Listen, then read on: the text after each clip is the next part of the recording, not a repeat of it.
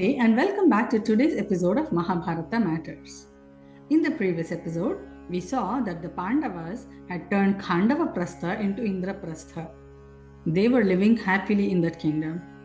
Krishna had taken leave, telling them that he would come whenever they need him. The people of the kingdom were very pleased and happy with their king. Everybody was living happily. One day, sage Narada came to visit them. He saw how beautiful the kingdom was and how happy the people were.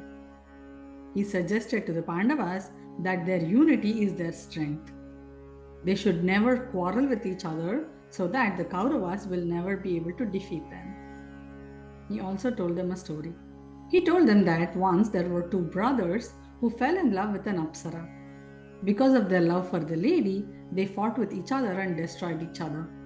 He suggested that they set up some terms and conditions so that they will never contend for the love of Draupadi.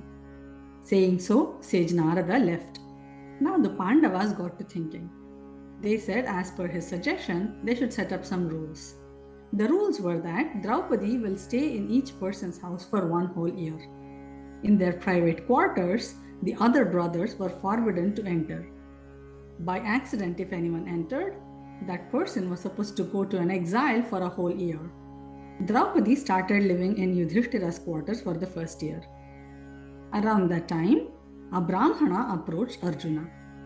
He told Arjuna that his cows were stolen and he wanted Arjuna to protect them. Arjuna readily agreed. He had to go get his bows and arrows. Then he realized that his weapons were all in Yudhishthira's house, where Draupadi and Yudhishthira were spending private time. He did not have a choice. He had to enter the house to get his weapons. And he did so. And he protected the cows too. After coming back, he told Yudhishthira that he is going to exile himself because he broke the rules. Yudhishthira said he does not have to do so because it was an emergency situation. But then Arjuna said once the terms and conditions were set, he had to live up to them. He took leave of his brothers and Draupadi and started traveling northward. When he was taking bath in a river one day, his leg got drawn and pulled into the netherworlds. A beautiful damsel named Ulūpi had taken him to the netherworlds. She had expressed her love for Arjuna and wanted to marry him. Arjuna married her and stayed there for some time. After that, he came back to earth and he started his travel again. He visited many holy places, took dips in many rivers, and traveled all across the country. He came to the country of Chitrasena. Chitrasena had a beautiful daughter named Chitrāṅgadā. Arjuna fell in love with her. He asked Chitrasena to permit him to marry his daughter. Chitrasena said, "This is my only daughter. If she can stay here with me forever, then I'll let you marry her." He explained his situation, that he was in exile and he had to leave to go back to his brothers. He said Chitrāṅgadā can stay back with her father after he left from there. So he stayed with her for some time and then he traveled again. What are our takeaways from this story? Arjuna imposed the rule onto himself.